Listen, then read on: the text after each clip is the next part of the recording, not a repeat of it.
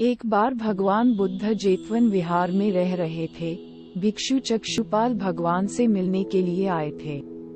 उनके आगमन के साथ उनकी दिनचर्या, व्यवहार और गुणों की चर्चा भी हुई।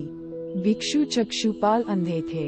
एक दिन विहार के कुछ भिक्षुओं ने कुछ मरे हुए कीड़ों को चक्षुपाल की कुटी के बाहर पाया और उन्होंने चक्षुपाल की निंदा करनी शुरू कर दी कि उन्होंने इन जीवित प्राणियों की हत्या की। भगवान बुद्ध ने निंदा कर रहे उन भिक्षुओं को बुलाया और पूछा कि क्या तुमने भिक्षु को कीड़े मारते हुए देखा है?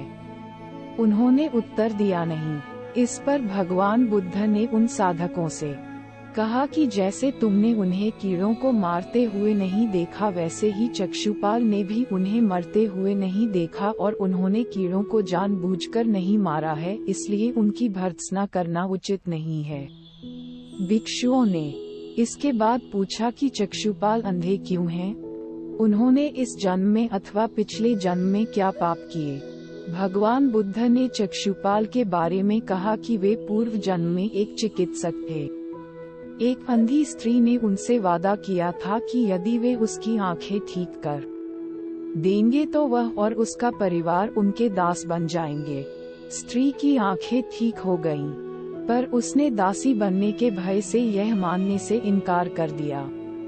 चिकित्सक को तो पता था कि उस स्त्री की आंखें ठीक हो गई हैं। वह झूठ बोल रही है। उसे सबक सिखाने के लिए या बदला लेने के लिए चक्षुपाल ने दूसरी दवा दी। उस दवा से महिला फिर अंधी हो गई। वह कितना ही रोई पिटी, लेकिन चक्षुपाल जरा भी नहीं पसीजा। इस पाप के फलस्वरूप अगले जन्म में चिकित्सक को अंधा बनना पड़ा।